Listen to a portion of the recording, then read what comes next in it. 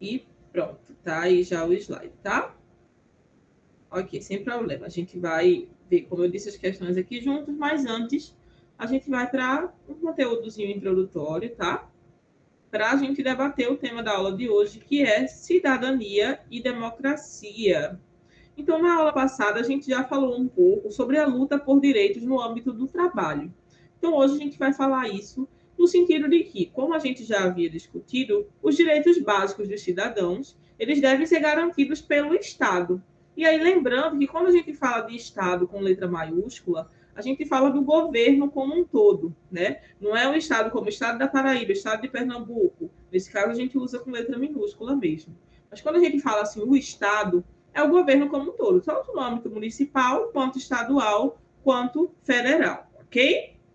Então, todos esses nossos direitos nos são garantidos, eles precisam ser garantidos exatamente pelo Estado, pela instituição Estado, né? Ok, vi ali que estão falando ali do material, mas sem problema, gente. Como eu disse, a gente vai ver aqui com calma as questões hoje, ok? E aí, desde a primeira aula, quando a gente fala de sociologia, a gente comenta sobre as revoluções, né, que tanto impulsionaram a sociologia como ciência, quanto também mudaram um pouco os rumos da sociedade, né? Então, a gente tem como uma das grandes revoluções a Revolução Francesa, que provavelmente vocês já deram uma estudadinha nas aulas de história, ou então irão ver também, viram no colégio, enfim. Mas todo mundo já ouviu falar da Revolução Francesa e provavelmente lembra dos três principais ideais da Revolução Francesa, que são a liberdade, a igualdade e a fraternidade. Tá?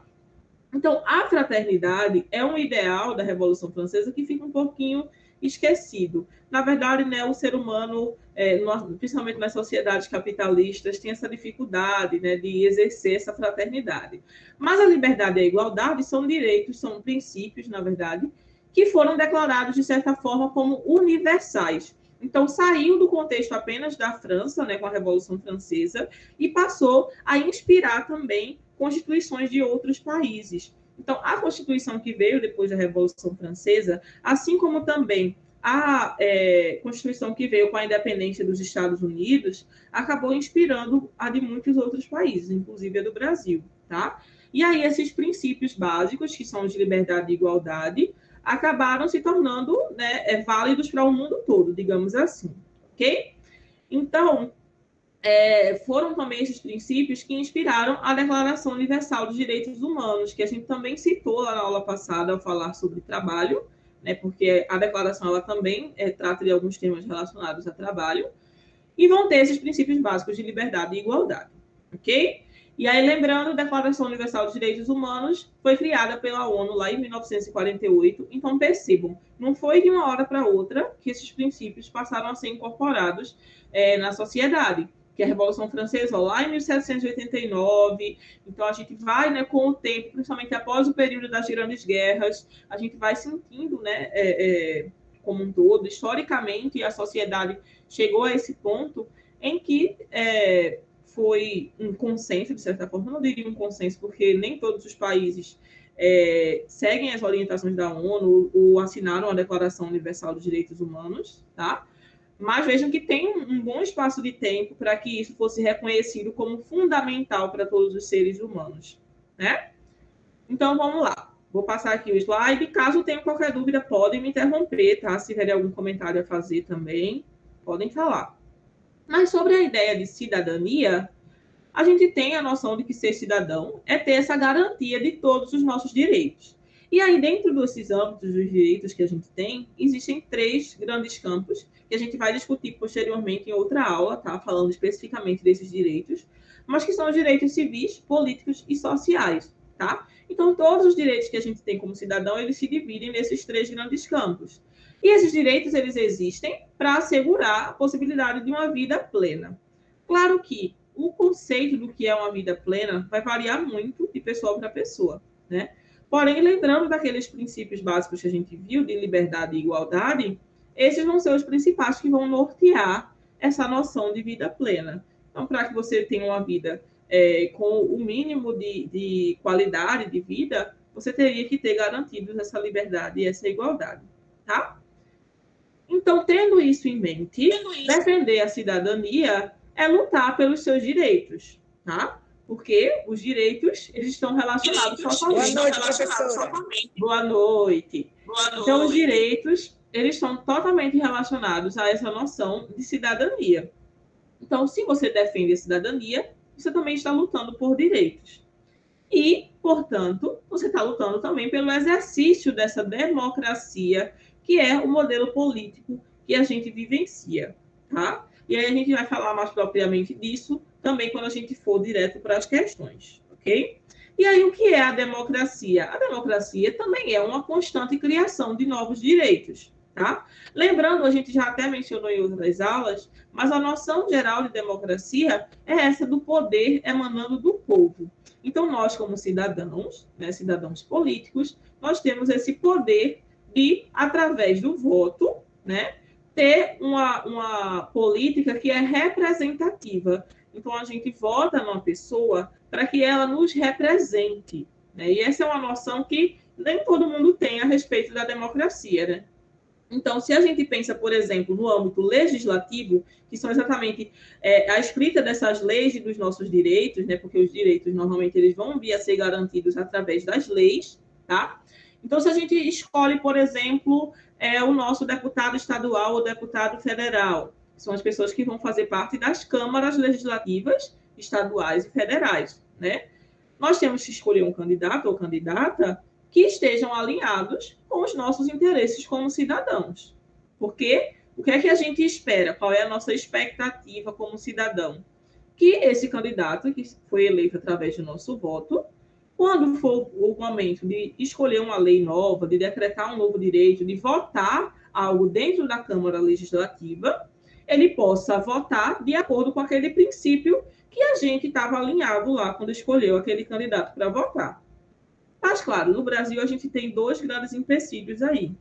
O primeiro é o que eu disse, muita gente não tem essa noção de como funciona a democracia e que deveria ser dessa forma, que deveria ser realizada a nossa escolha dos nossos candidatos e candidatas.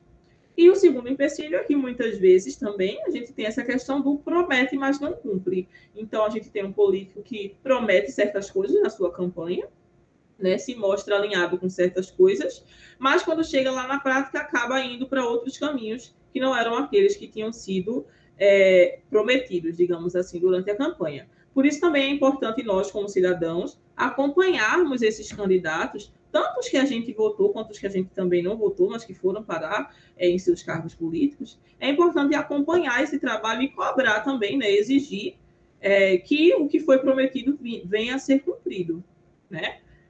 Mas, basicamente, né, essa noção de democracia gira em torno disso.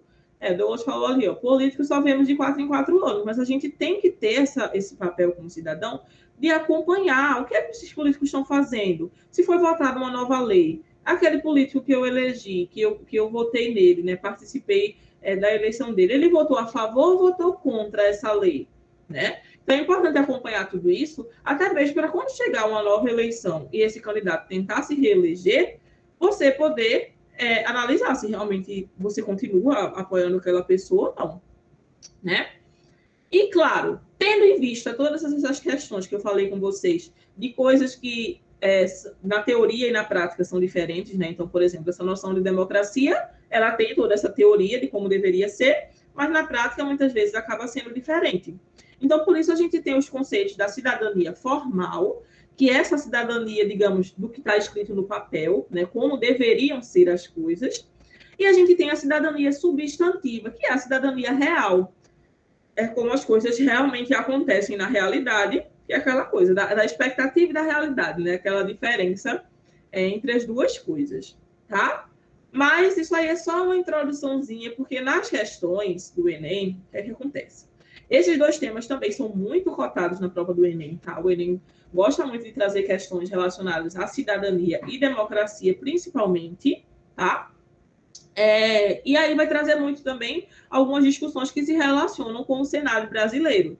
Então, é interessante você conhecer esse cenário para que você possa interpretar as questões com mais propriedade, tá? Vocês vão perceber que vai trazer alguns temas específicos do nosso país, mas também a gente vai ter o âmbito geral, até porque, lembrando, prova de ciências humanas vai estar lá sociologia, vai estar história, vai estar geografia, filosofia, então vai englobar, às vezes, um tema dentro de contextos diferentes, tá?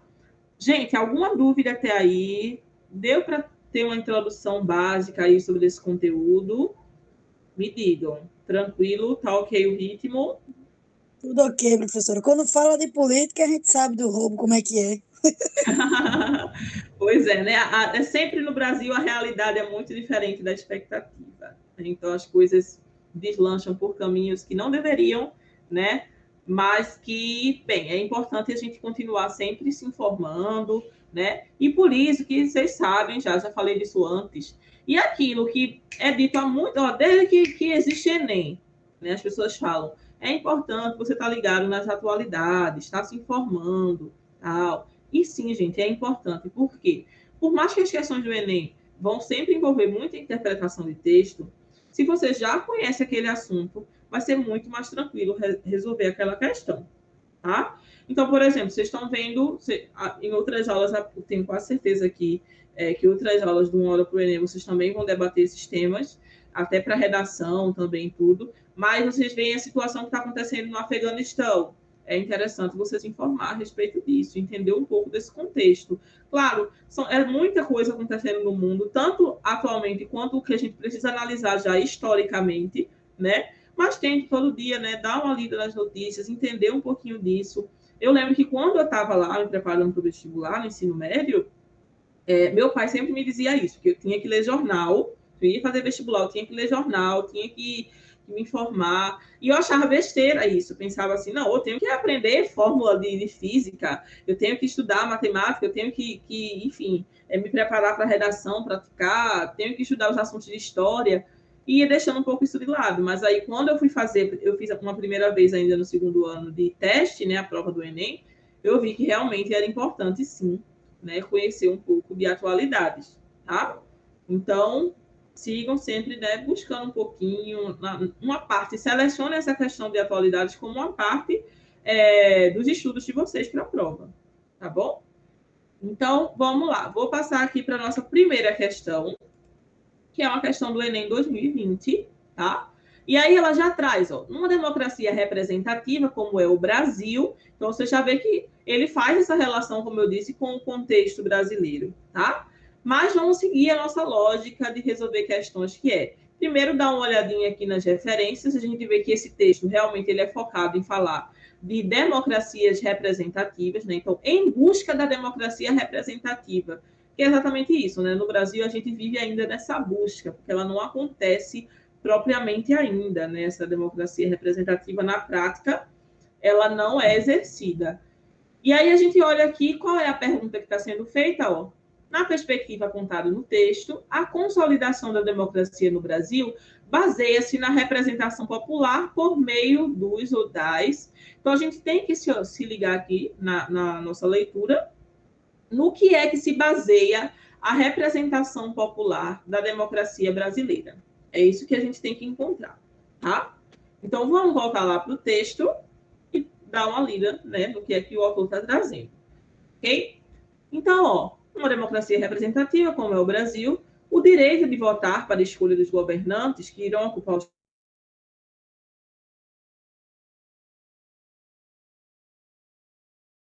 eu tinha falado lá na introdução com vocês, né, de que a democracia é essa questão do poder emanando do povo e você tendo esse direito de fazer a escolha de quem irá lhe representar. Tanto no âmbito legislativo, que foi o que eu dei mais esse exemplo, por conta da questão das leis e da questão dos direitos, já que a gente estava falando de cidadania, quanto do executivo, que são os cargos de presidente, governador, prefeito, tá?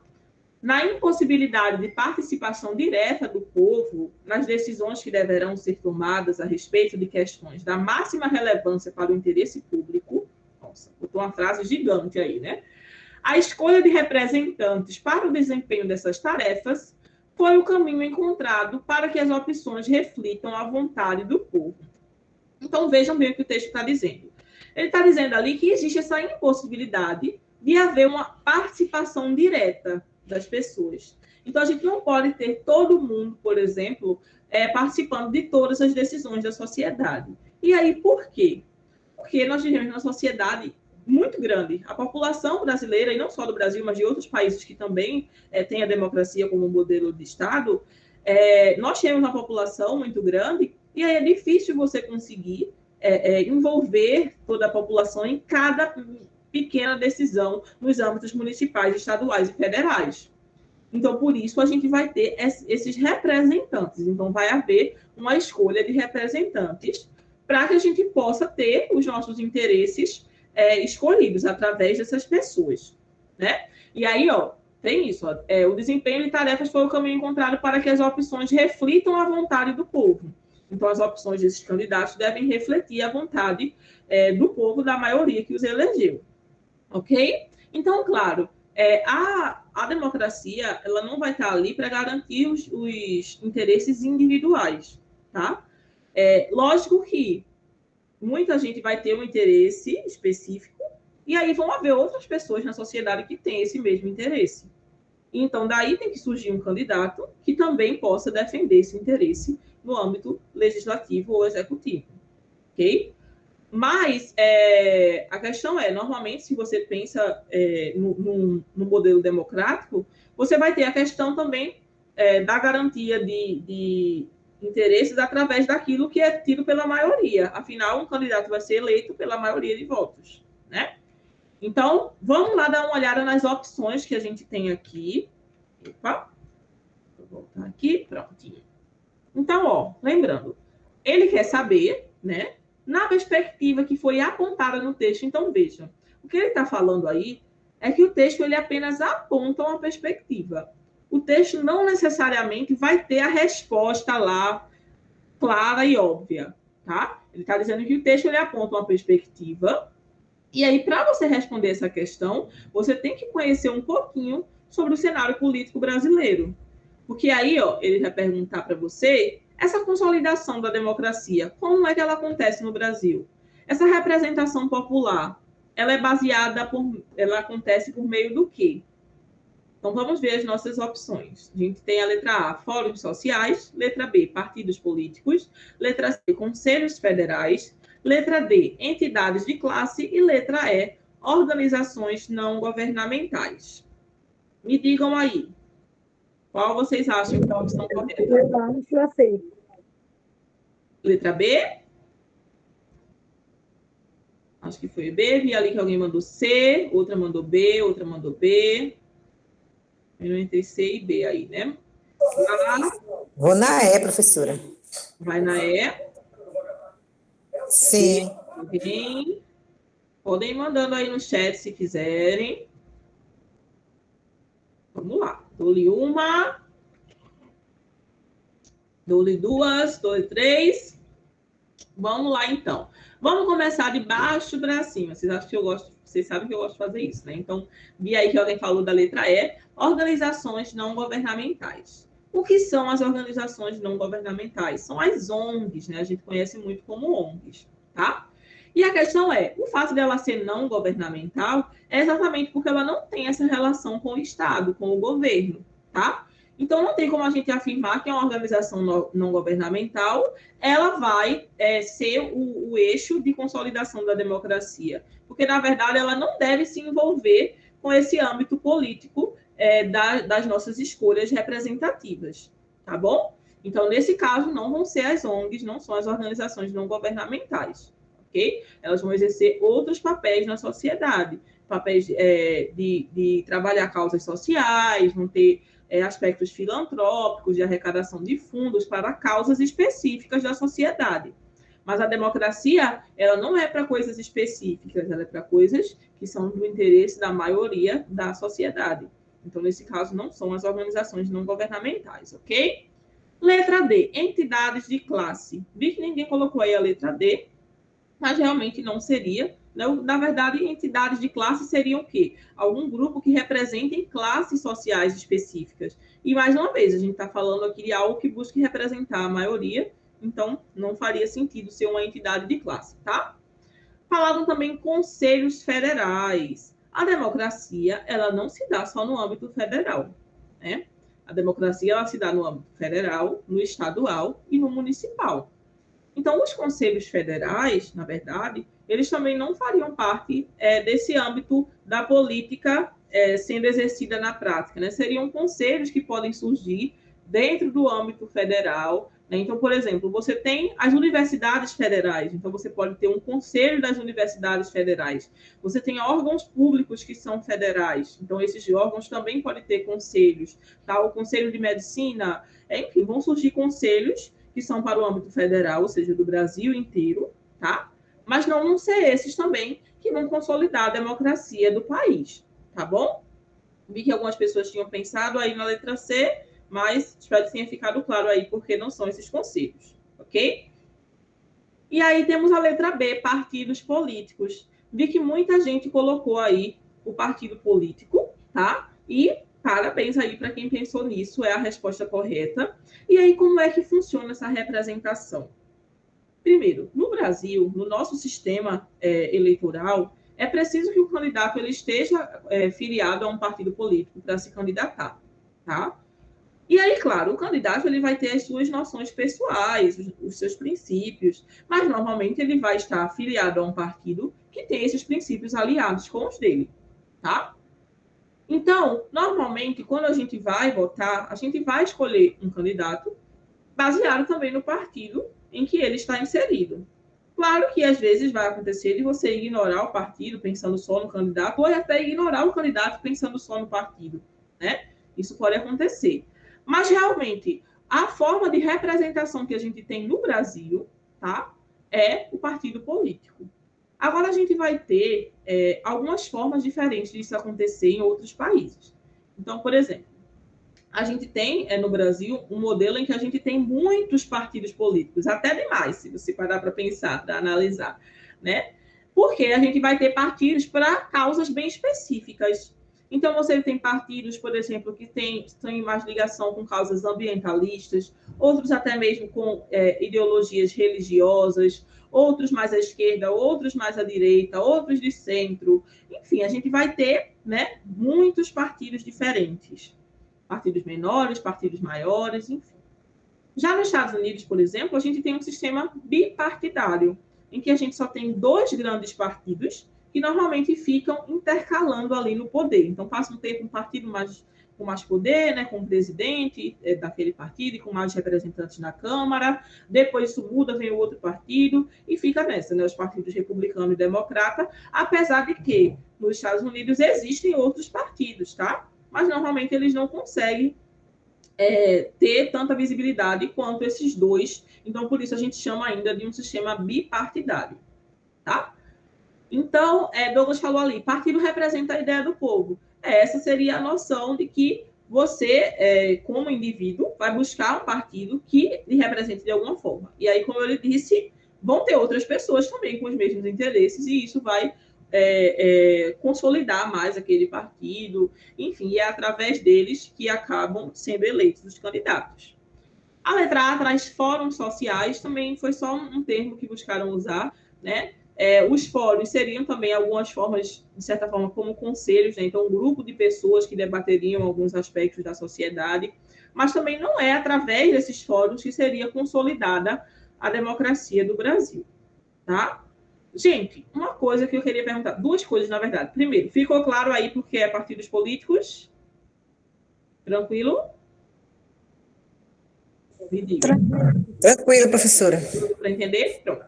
A outra coisa eu estou falando aqui várias vezes de âmbito federal, estadual, municipal, legislativo, executivo. Tudo isso é tranquilo para vocês ou vocês têm alguma dificuldade ainda de diferenciar esses termos? Me digam aí. Alguém tem dificuldade de entender esse sistema político? Podem dizer, não se acanhem, tá? Não, professora. Novamente a pergunta. Se vocês têm alguma dificuldade em compreender essas diferenças do que é federal, do que é estadual, municipal, do que é legislativo, executivo, vocês conhecem bem esses termos? Está dando para entender? Dá para conhecer. Ok, então à medida que eu for vendo as questões, eu vou repetindo eles só para ir fixando, tá? Mas eu acredito que também vocês conseguem já desenrolar bem aí essas diferenças, ok? Então, vamos para a segunda questão, que também vai falar de democracia, mas agora usando um novo termo, que é democracia deliberativa, tá? Então, ó, vamos dar uma olhada na referência que traz, ó, Desafios Ativistas à Democracia Deliberativa, é de uma revista brasileira de ciência política, tá? Então, está tratando provavelmente aí de alguns desafios, de algumas questões envolvendo a democracia.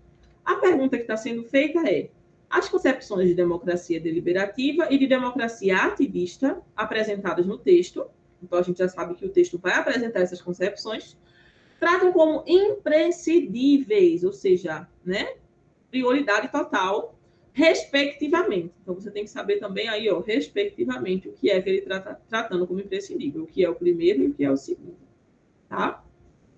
Então, vamos voltar lá para essa questão que é do Enem de 2016, e aí vai trazer o seguinte: a democracia deliberativa afirma que as partes do conflito político devem deliberar entre si e, por meio de argumentação razoável, tentar chegar a um acordo sobre as políticas que seja satisfatório para todos.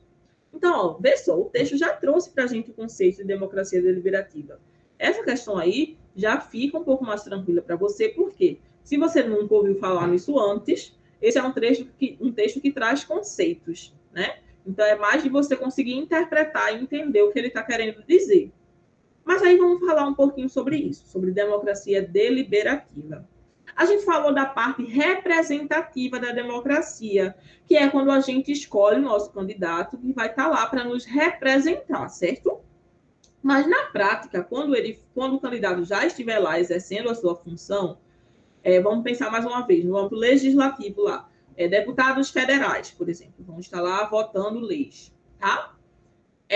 Vai haver lá dentro vários candidatos de vários partidos políticos diferentes, de vários eixos políticos diferentes, debatendo, tentando chegar a um consenso de uma mesma questão.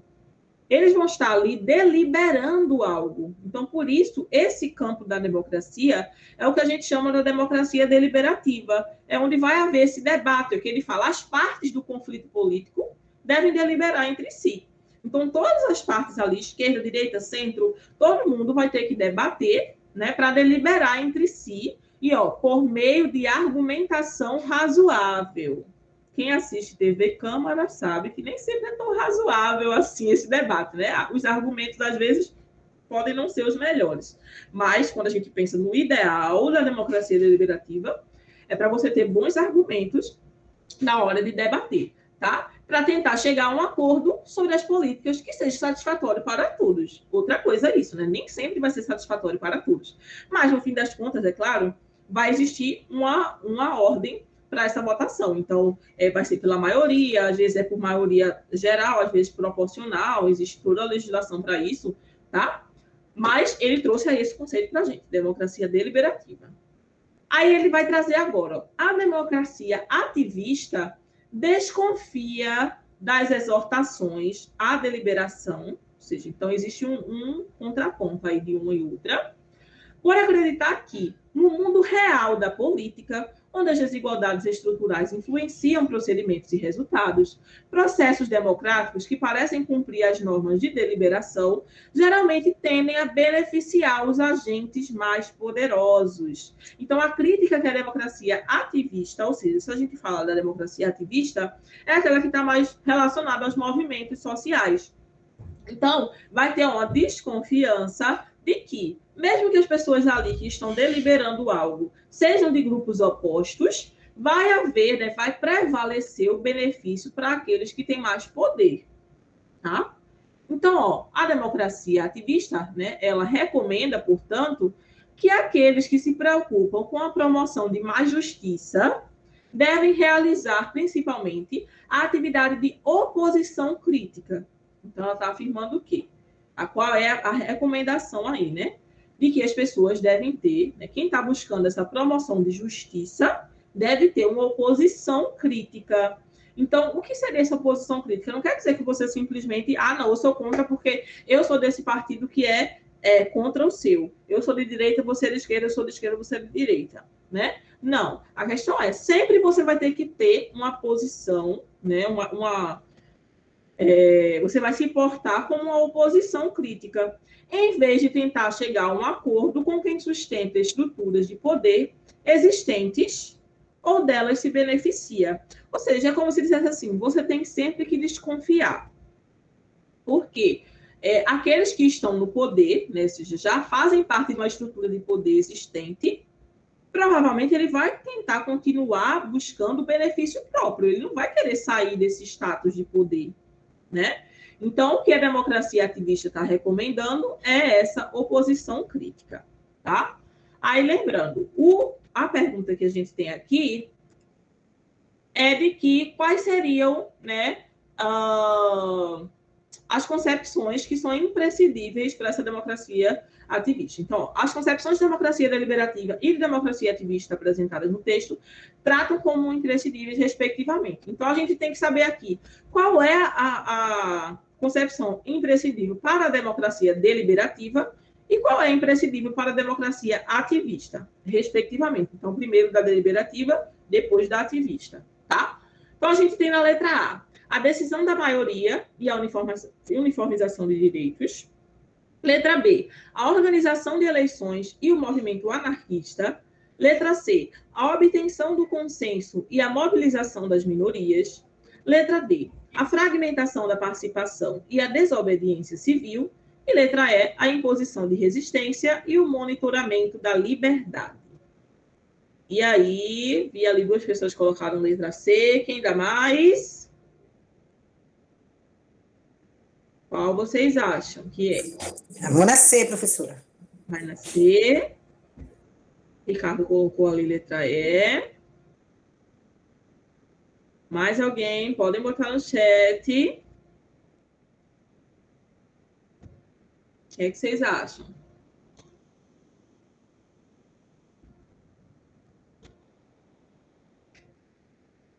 Vamos lá, então. Já vou falar dessa discussão que vocês estão colocando aí no chat também, alguns outros pontos, tá? Mas vamos lá, sobre democracia deliberativa e democracia ativista. Quais seriam as concepções imprescindíveis? Vamos ver da letra A mesmo, de baixo para cima, de cima para baixo mesmo. Letra A diz a decisão da maioria, como concepção para a democracia deliberativa, e a uniformização de direitos, tá? É bom até pensar, beleza, a decisão da maioria no fim das contas, como eu disse lá, no debate político que acontece, vai haver uma votação em que a maioria, né, irá tomar a decisão. Beleza, pode até ser. Não sei se seria o que é imprescindível, mas tá certo. Mas e aí, uniformização de direitos? Seria isso mesmo o que é imprescindível para a democracia ativista? Em nenhum ponto se fala dessa uniformização de direitos, de ter que ser tudo bonitinho, uniforme, igualzinho. Em nenhum momento se fala sobre isso, tá? O que a gente viu foi aquela questão da oposição crítica. Então, não teria nem muito a ver com essa ideia de uniformidade, né? Teria sempre aí uma diferença, na verdade. Então, a gente já pode descartar a letra A. A letra B diz a organização de eleições e o movimento anarquista. Aí, vamos lá, democracia deliberativa. Lembra que eu falei que a gente tem partes diferentes da democracia? A democracia representativa, que a gente falou antes, que ela sim estaria relacionada à organização de eleições, para que você possa escolher os seus representantes, tá? E aí a democracia deliberativa, ela tem muito mais a ver com os debates políticos para as decisões dos rumos da sociedade. Então, não teria essa relação com a organização de eleições, tá? E aí, movimento anarquista com a democracia ativista? Não, também nada a ver. Em nenhum ponto o texto fala sobre isso. E até pode haver pessoas que têm um olhar ativista da democracia e que também se relacionam com o movimento anarquista, mas não é algo imprescindível para esse âmbito da democracia, tá? Então, a gente já descarta aí também. Letra C, muita gente colocou aí letra C, a obtenção do consenso para a democracia deliberativa. Então, lembrem, lá no texto se falou de fazer um debate para tentar chegar a uma decisão que é, né, boa para todos. Então, beleza, tem relação sim com o consenso. E mobilização das minorias. Aí, beleza, você pensa, não, mas lá quando falou de democracia ativista, falou essa questão de oposição, não falou exatamente de mobilizar minorias. Mas lembrem, quando ele fala lá do fato de que você vai ter as pessoas que já estão no poder e que vão acabar querendo sempre manter, né, esse poder. E essas pessoas vão estar no topo da sociedade, vão estar com poder político, muitas vezes também com poder econômico, poder ideológico. Então, essas pessoas vão estar pensando muitas vezes no interesse de uma maioria que se relaciona com aquilo que eles têm interesse. Então, a mobilização das minorias vai sim fazer parte desse sistema de oposição crítica, tá? Então, sim, estaria aí também correto. A gente já pode marcar aí a letra C, mas vamos olhar as outras duas, tá? A letra D diz fragmentação da participação. Também não vai ter relação com a democracia deliberativa. Pelo contrário, né? A gente tem que ter uma união no sentido de que todo mundo ali que faz parte daquele âmbito político tem que participar da deliberação, né? E desobediência civil em nenhum momento. A oposição crítica, ela não é uma desobediência civil, ela é uma desconfiança, lembra que foi falado lá? Então, é você ter essa postura de oposição, de você sempre olhar, ter esse olhar crítico e dizer o que está sendo votado aqui, o que está sendo escolhido, é realmente para o interesse daqueles eleitores, daqueles cidadãos que escolheram esses candidatos, ou é o interesse pessoal deles que estão no poder, que querem manter esse poder, né? Mas não é desobediência civil, de nenhuma forma. Todo mundo tem o direito, na verdade, de exercer esse olhar crítico, tá? E, de certa forma, até o dever, viu? Todos deveriam, né, exercer esse olhar crítico sobre a sociedade. E aí temos a letra E, eu vi que alguém aí pensou na letra E. A gente tem a imposição de resistência, né? Então, não, a democracia deliberativa vai ter lá, como eu disse, essa deliberação, né, essas discussões para chegar a um consenso, né, para chegar uma decisão. Então, não vai ter uma imposição de resistência, de alguém ter que resistir a algo ser imposto às pessoas, tá? E monitoramento da liberdade também não. Na verdade, a liberdade tem que ser um princípio, desde que a gente viu lá no começo, liberdade e igualdade são princípios universais, e aí não deve haver esse monitoramento da liberdade, tá? Liberdade é liberdade, tem que ser livre, não algo monitorado, ok? E também não tem relação com essa democracia ativista. Então, a gente crava aí na letra C a obtenção do consenso e a mobilização das minorias, ok? Alguma dúvida, gente? Foi tranquilo aí chegar nessa resposta? Então, vamos lá. Algumas pessoas no chat estavam falando sobre o espectro político, né? Essa noção de direita, esquerda, centro, centro-esquerda, centro-direita, enfim, todo esse auê aí, né? E aí foi falado essa questão de que muitas pessoas falam sobre esse espectro político, mas não sabem o real significado. Isso é verdade. Mas eu vou lhe dizer algo. Isso é algo que parte tanto dos cidadãos quanto dos políticos em si. A gente tem uma falha muito grande no Brasil de, por exemplo, você ter partidos que utilizam o nome social ali no seu nome, mas que não necessariamente esses partidos têm um olhar para a esquerda, outros que vão, enfim, no nome do partido ou naquele propósito que é colocado pelo partido, nem sempre você vai estar com isso alinhado ao espectro político, que é essa noção de esquerda e de direita, tá? E aí também foi falado dessa questão de esquerda defender o pobre, direita defender os ricos. Isso também é muito relativo, tá? Na verdade, não é simplesmente você olhar dessa forma. A questão é, historicamente, principalmente no cenário brasileiro, a gente vai ter essa noção dos partidos de esquerda terem mais uma ligação com as classes baixas e com as minorias, e os de direita estarem mais alinhados com as classes empresariais e com as pessoas que têm mais poder econômico, tá? Então, existe historicamente essa visão dentro do país, ok? Mas, se você for olhar no sentido político como um todo, na verdade, você vai ter mais diferenças no sentido ideológico daquilo que você tem como modelo político. Então, por exemplo, a direita vai estar mais relacionada com a ideia de um liberalismo econômico, já a esquerda com uma social-democracia, uma democracia que é mais voltada para causas sociais.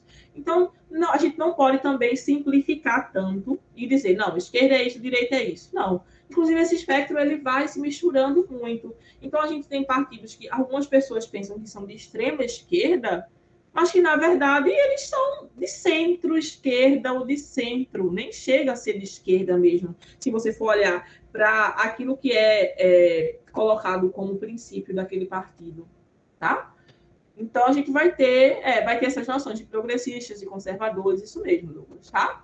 Então, não é algo tão simplista assim, de você chegar e dizer, não, esquerda é isso, direita é aquilo, tá? Tem muita coisa, mas, como eu disse, cada país também vai ter o seu olhar diferenciado, a sua história, as suas tradições em relação àquilo, tá bom? Podemos partir, então, aí para a questão 3. Alguma dúvida?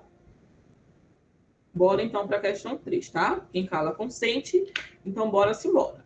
Temos aqui uma questão do Enem 2019, que a gente já vê aí de início, que fala sobre o SUS, o Sistema Único de Saúde. Mas vamos ver a referência dessa questão. O texto é Justiça Social, Democracia com Direitos Sociais e Saúde, a luta dos SEBS. Então, é de uma revista de saúde, né? E que está tratando dessa relação dos direitos sociais, da saúde, da democracia e da justiça, tá? Então, vamos ver o que está sendo perguntado nessa questão. Segundo o texto, 2 características da concepção da política pública analisada são... Então, ele está analisando uma política pública no texto, que a gente já viu ali logo no começo, que é o SUS, né? E aí ele quer saber 2 características dessa concepção de política pública. Então, vamos ler lá no texto, porque ele quer saber essa resposta segundo o texto, tá? Então, lembrem disso. Você tem que ver o que está no texto, ok? Não o que está fora do texto. O que está fora do texto, você pode até saber outra informação, ter lido outra coisa diferente, mas é o que está no texto. Então, bora lá. A gente tem aí a criação do Sistema Único de Saúde como uma política para todos, constituiu-se uma das mais importantes conquistas da sociedade brasileira no século XX. Isso é reconhecido internacionalmente, tá, gente? O Sistema Único de Saúde do Brasil, por mais que tenha muitas falhas, claro, poderia ser muito melhor, mas é reconhecido mundialmente como uma conquista enorme, né? É um modelo que muitos países não têm. Então, muita gente nem sequer tem. A gente pode considerar um privilégio mesmo, de certa forma, por mais que tenha tantos problemas, tá? O SUS deve ser valorizado e defendido como um marco para a cidadania e o avanço civilizatório. E a gente vai debater um pouco o porquê disso também, tá? Então, a democracia envolve um modelo de Estado no qual políticas protegem os cidadãos e reduzem as desigualdades. Então, essa é a noção de democracia.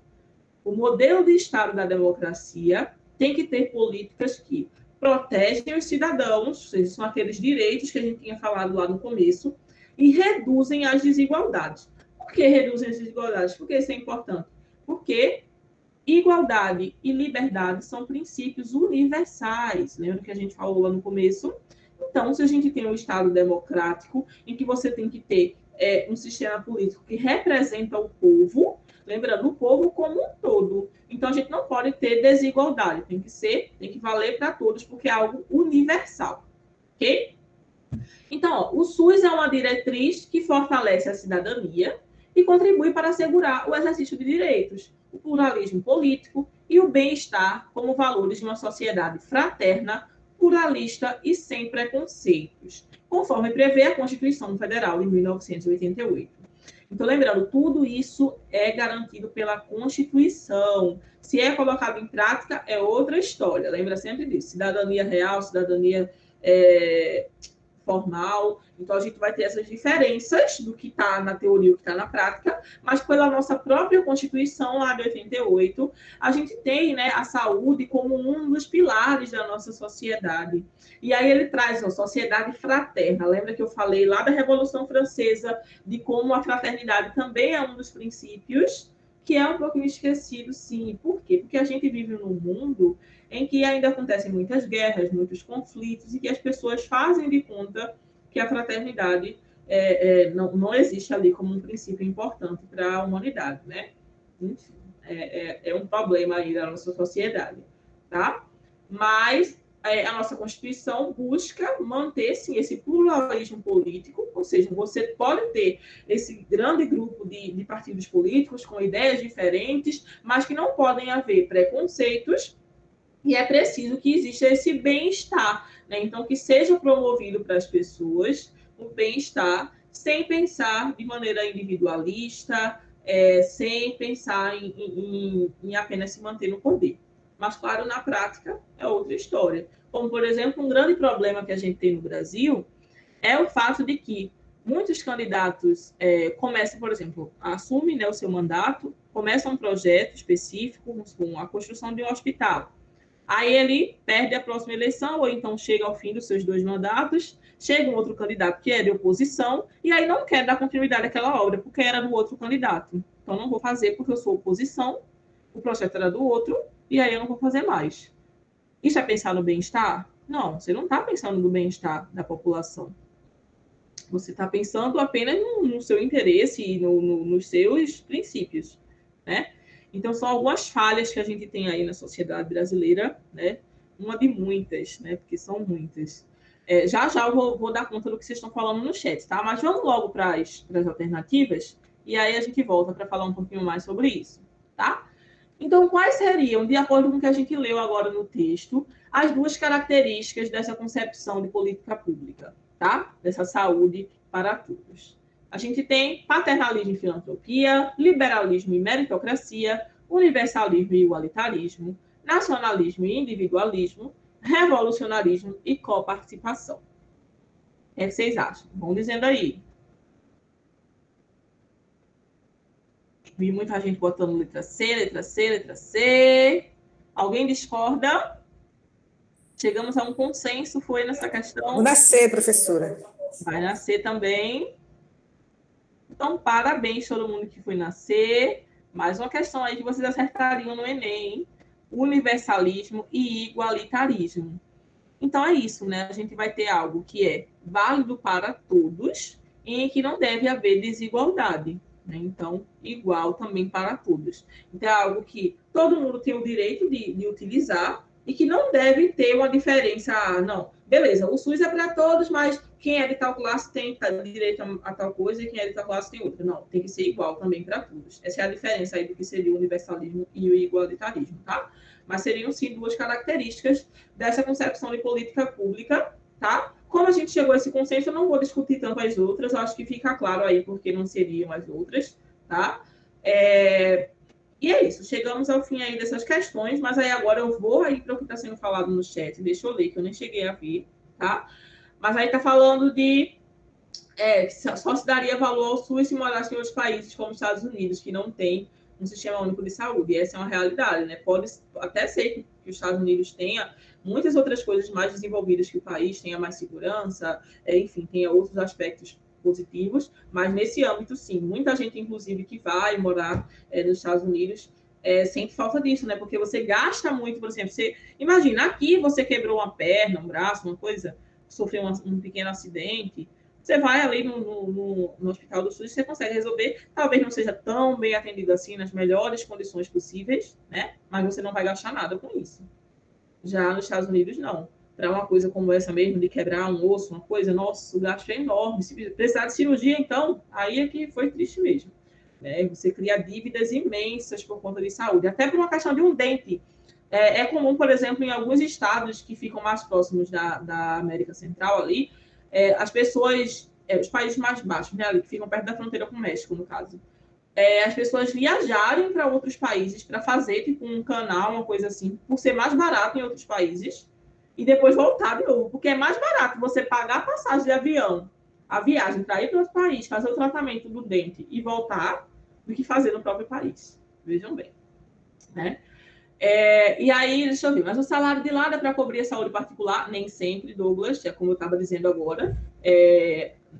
Em muitas categorias de trabalho não dá para custear, principalmente se for algo emergencial, assim. Então, beleza, com o seu salário ali normal, o seu salário mínimo, você pode conseguir fazer o seu check-up anual, essas coisas. Mas no caso, por exemplo, de um acidente, você vai, de repente, ali pegar uma dívida de $40 mil e vai ficar pagando por um tempão e vai comprometer sua renda por um tempão, porque você precisou de uma cirurgia de emergência, porque você teve um apendicite, porque você quebrou um braço num acidente, enfim.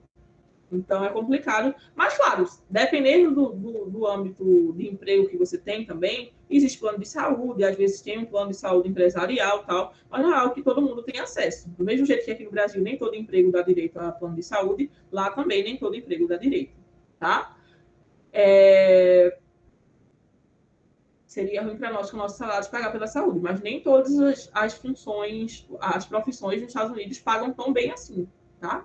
por exemplo, quem trabalha no comércio, assim como quem trabalha no comércio no Brasil, não vai ter um salário tão alto como quem tem um curso superior e trabalha numa empresa grande, etc, etc, tá? Então, o piso salarial também vai mudar de acordo com categoria, e aí as pessoas vão ter